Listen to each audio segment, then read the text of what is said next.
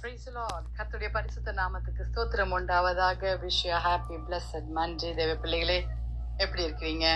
நல்ல ஒரு ஆராதனை நீங்க எல்லாரும் போயிருப்பீங்கன்னு நான் விசுவாசிக்கிறேன். ஹல்லேலூயா. யாருடைய ஜெபம் கேட்கப்படும் என்று நாம் பார்க்கலாமா? ஹல்லேலூயா, ஹல்லேலூயா. வசனங்கள் மூலமாய் தேவன் நம்மோடு கூட பேசுகிற வசனம் 1 யோவான் 5ஆம் அதிகாரம் 14வது வசனம். தேவ சித்தத்தின்படி ஜெபிக்கும் பொழுது ஹல்லேலூயா, ஹல்லேலூயா. கர்த்தராகிய இயேசு கிறிஸ்து அவருடைய சித்தத்தின்படி நாம் ஜெபிக்கும் பொழுது நாம் எதையாகிலும் அவருடைய சித்தத்தின்படி கேட்டால் அவர் நமக்கு செவி கொடுப்பார் என்பதே அவரை பற்றி நாம் கொண்டிருக்கிற தைரியம். ஹல்லேலூயா. ஆம் தேவ பிள்ளைகளே, அவரை பற்றி கொண்டிருக்கிற தைரியம் நாம் அவருடைய சித்தத்தின்படி நாம் கேட்கும் பொழுது நம்மளுடைய ஜெபங்கள் கேட்கப்படும். வாலிப பிள்ளைகளே, ஹல்லேலூயா, ஹல்லேலூயா.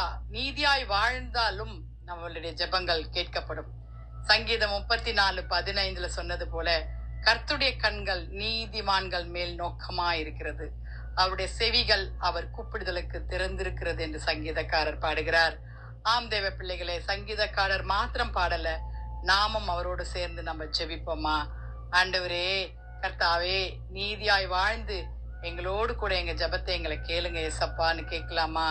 உண்மையாக ஜெபிக்கும் பொழுது கர்த்தர் நம் ஜெபத்தை கேட்பார். வாலிப பிள்ளைகளே, சங்கீதம் 145:19 அவர் தமக்கு பயந்தவருடைய விருப்பத்தின்படி செய்து அவர் கூப்பிடுதலை கேட்டு அவர்களை ரட்சிக்கிறார். ஆம் வாலிப பிள்ளைகளே, அவருக்கு நாம பயந்திருப்போமானால், அவருக்கு நாம் உண்மையா இருப்போமானால் கர்த்தராகிய இயேசு நம் ஜெபத்தை கேட்பார். வாலிப பிள்ளைகளே, அது மாத்திரம் அல்ல. ஹல்லேலூயா.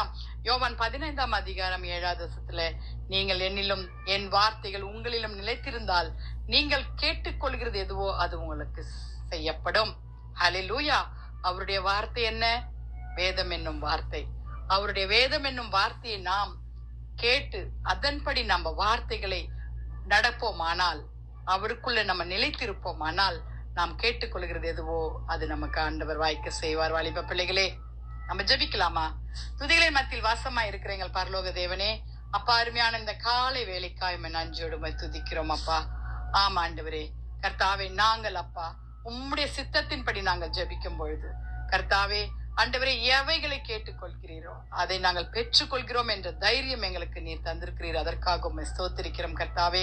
மத்தேயு 18ஆம் அதிகாரம் 20வது வசனத்துல சொன்னது போல, ஏனென்றால் 2 பேராவது 3 பேராவது என் நாமத்தினால் எங்கே கூடி இருக்கிறார்களோ அங்கே அவர்கள் நடுவில் இருக்கிறேன் என்றார் என்று சொன்னது போல ஆண்டவரே, நீர் எங்கள் நடுவில் இருக்கிறீங்கப்பா.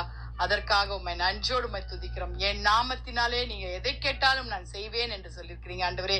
யோவான் 14ஆம் அதிகாரம் 14வது வசனத்துல சொன்னது போல அப்பா, நாங்கள் ஜெபிக்கும் பொழுது ஆண்டவரே கர்த்தாவே, இந்த வசனங்கள் எங்கள் வாழ்க்கையில கிரிய செய்ய வேண்டுமா ஜெபிக்கிறோம்.